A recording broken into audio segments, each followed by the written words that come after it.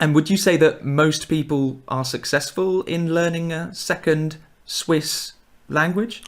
It's a hard question. For me, it's difficult to say how the situation nowadays is. I would say back then, this was definitely not the case because many fellow students struggled a lot. But it depends on where you are.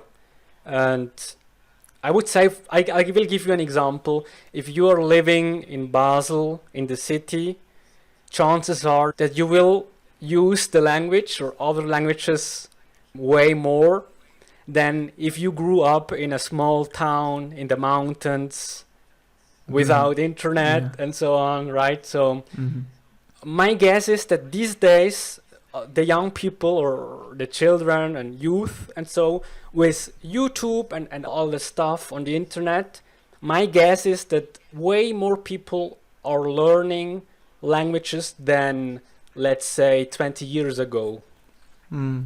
Okay, and it was like in Basel, for example, German is the first language in Basel. Yeah. Do you see much French around? Do you see much Italian around? I would say you see rather French, but Basel in general is a very cosmopolitan city. Can I say that? It is very international. There are many cultures in Basel because it is very international because there are people from all over the world living in Basel. Also other languages, right?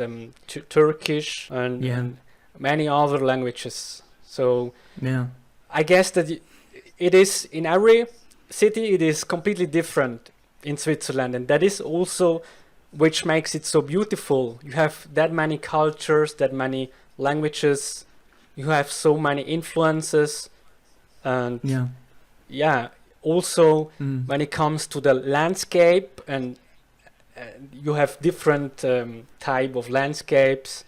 You have parts of Switzerland which have a lot of mountains, others which has not, and so there is a lot of different things. Oh, absolutely. Yeah. Well, before we move on to that beautiful geography, one last question about languages.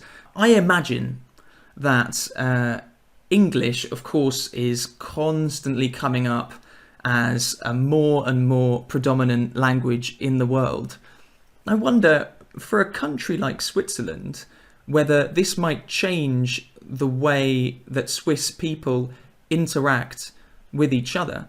Do you think that, for example, a Swiss German speaker would still go to a French-speaking city like Geneva or something? And they speak French in Geneva, right? Yes. Yeah, good. I'm getting it right. Or a French-speaking person might go to an Italian-speaking part. Do you think that they would still try, first of all, to speak in a Swiss language? Or do you think it's becoming more common that people will just go to English instead? I am quite sure that people will rather switch to English directly. It's my guess. And I know that even 25 years ago or 20 years ago, it was already the case with some friends of mine. They said they preferred to just talk in English to other Swiss French guys. Right. And do you speak English to some Swiss people? No, it has never occurred to me to speak in English with other Swiss people, to be honest. And in my case it's weird because in my day-to-day life, also on my work, I don't use English at all. It's my hobby. It's my passion. Great. Well, let's keep it like that. Brilliant. Fantastic. Well, one thing which I found very curious about Switzerland is that it's famous for being this neutral country for many years, that it was not involved in wars. Even in the First and Second World War, lots of people escaped to Switzerland to escape from fighting and things like that. And I think that is the reason why the Pope in Rome, why his guard is Swiss, because they're supposed to be this neutral country. But it's also the only country, I think, in Western Europe where there is still a military service, which means that young men, I think it's only men, Yes, exactly. have to some time in the army. Yeah. How do you think that that's happened, and what do you think of it? To be honest, I have no idea why this happened. To me, it is really strange, and I didn't know that Switzerland was one of the only countries that has it here near Europe. But yeah, it is mandatory, and men from 20 years they have to spend time on the military. But yeah, as you say, how much time? Well, in the beginning, I think you have to train about 18 weeks, I think. You are like full-time military, and then after that period of time, you have to come back every year.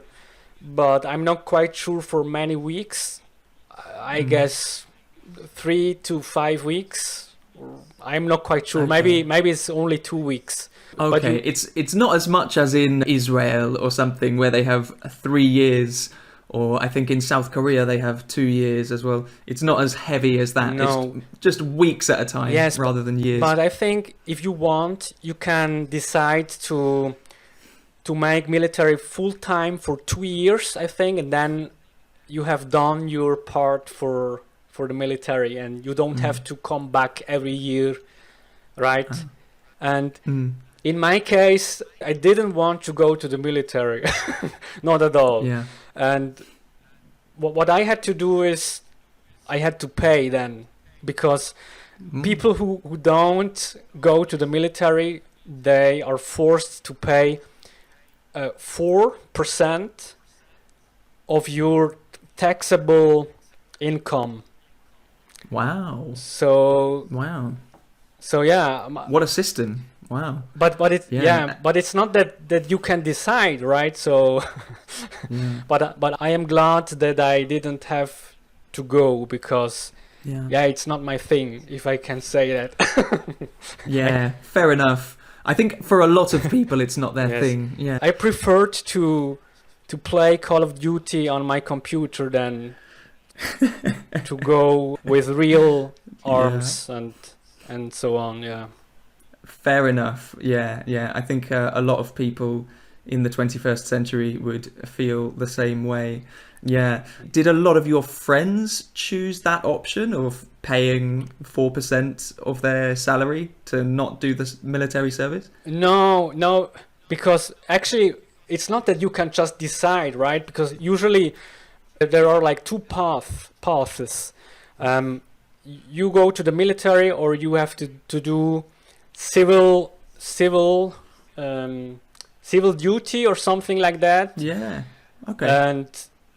And so that would be something else that benefits the society, like some type of community work, care work possibly, or something for the council or something like that? Yes, something like that. And then I think the more you do that, the less you will have to pay, right? Okay. And you didn't want to do that either?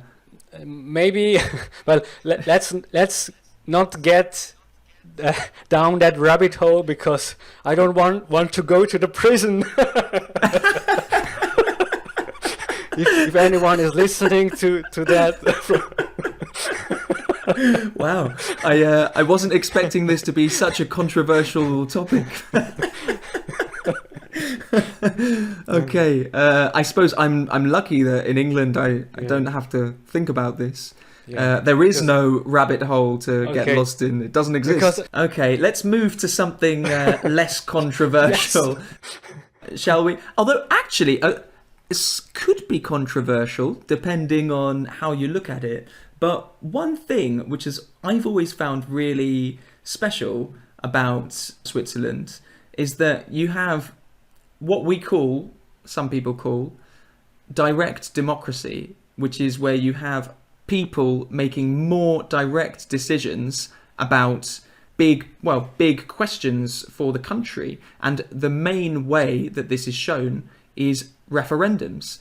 In other countries, it's really generally quite rare to have a referendum. I think I'm from England. I can remember 2 referendums in my life. There was the Brexit referendum, which didn't go my way, and there was one referendum on changing the voting system. And that's it. And I think generally that is the way that most countries have referendums. They're about particularly big things like changing the constitution or something like that. But in Switzerland, it seems like you have one every month or 2, something like that. So maybe could you tell us what the system for referendums is? Okay, well, there are actually 2 types of referendums. The first one is the mandatory referendum, which means that basically certain laws or the most important laws that come into action or before they come into force, it's like the people have to give their okay, so that they have to vote and then they say, yes, okay, we want to do that or not, right? So something is decided in Parliament, for example, and then they ask the general population to say, yes, we agree. Like that? Yes, exactly. Then the most part have to agree, and then it's okay, right? Yeah, it's like the people are the state, right? And the state are the people. Yeah. I see it like that, so that finally the last decision has the people. And it's not not just some politicians who can do whatever they want, and they cannot just change the rules. And then there is another type, which is the, how is it called? Optional referendum. Yeah. For example, if it is not a mandatory referendum, you have still the possibility. If you don't like, let's say, I don't know, a law or something, if you don't like it, you can collect signatures. You need to collect votes, right? I think 50,000 or something like that. And then if you collected them, you can put it officially, and then this referendum kicks in, and then after that the whole thing goes to the whole Switzerland, and then again the people will decide on whether it can pass or it cannot pass.